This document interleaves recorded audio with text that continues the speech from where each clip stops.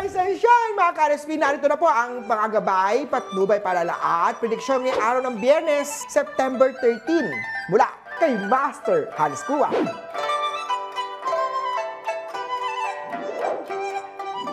Sa mga pinanganak ng Year of the Rat, medyo hectic ang araw na to, pero fulfilling naman kapag nakompleto ito. Itutok ang lahat ng focus sa pagkompleto o pagtapos ng mga trabaho.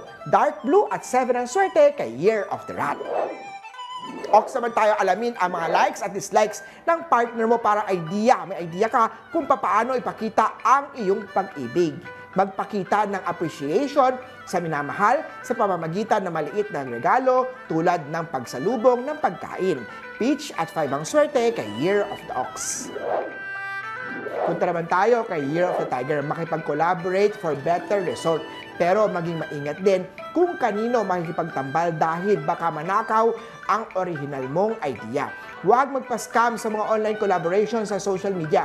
Seek advice first. Yellow at 8 ang swerte kay Year of the Tiger.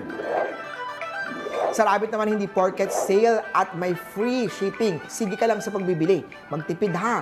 Brown at 9 ang swerte kay Year of the Rabbit. Kay Dragon naman tayo, magiging productive ang araw to kung ikaw ay focus sa iyong goal. I-prioritize ang mga tasks effectively. I-red at 1 ang swerte kay Year of Dragon. Sa Year of the Snake naman tayo, love always rock your world. Kaya naman kapag ito ang naging nuisance para sa'yo, hindi iyan totoo. Infatuation lang yan. People who feel na nadi-disturb sila ng partner nila should consider a solitary life dahil love may not be your priority yet. Green at 6 ang swerte kay Year of the Snake.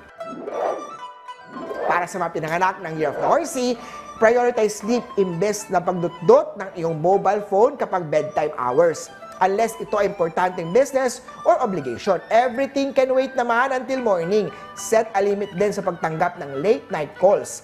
Purple at 8 ang swerte kay Year of the Horsey. Sagot naman maging sincere sa mga compliments kay partner. Iwasan ang masyadong pagiging kritiko sa bawat nakikitang maliit na mali. Ang aim ng relationship ay pagsuporta sa bawat isa, hindi ang pangungutya. Pink at 9 ang swerte kay Year of the Goat. Kay Monkey naman, huwag sumama ang loob sa mga Year of the Monkey kung may narinig kang feedback na nakaka-offend sa'yo. Minsan, totoo kasi ito. It's better to take it positively upang mabago din ang sarili. Yellow at 4 ang swerte kay Year of the Monkey. Kay Rooster naman, kung ikaw ay may disagreement si partner tungkol sa pangarap mo sa kanya, baka mismatch couple kayo. Lalo na kung hindi siya sang-ayon na matupad ang mga pangarap mo. Yellow at 7 ang swerte kay Year of the Rooster. Sa Year of the Dog naman, stop making your relationship toxic. Huwag daanin sa away o disagreement ang lahat ng hindi nagugustuhan mga bagay. Any anger can attract negative energy na makaka-apekto sa ibang aspeto ng buhay mo. Blue at 7 ang swerte kay Year of the Doggy. At sa Year of the Pig naman, laging magkaroon ng focus sa mga business transaction. Huwag kang madistract sa trabaho, baka magkaroon ng aberya. Ganoon din sa negosyo, stay focused. Gold at 3 ang swerte kay Year of the Piggy. Muli po, ito po'y magabay, patnubay, palala at prediksyon lamang ni Master Hans Kua. Nasa inyong mga kamay na asalalay ang inyong tagumpay. Kaya always be positive at i-claim ang mga swerte mga ka-RSP.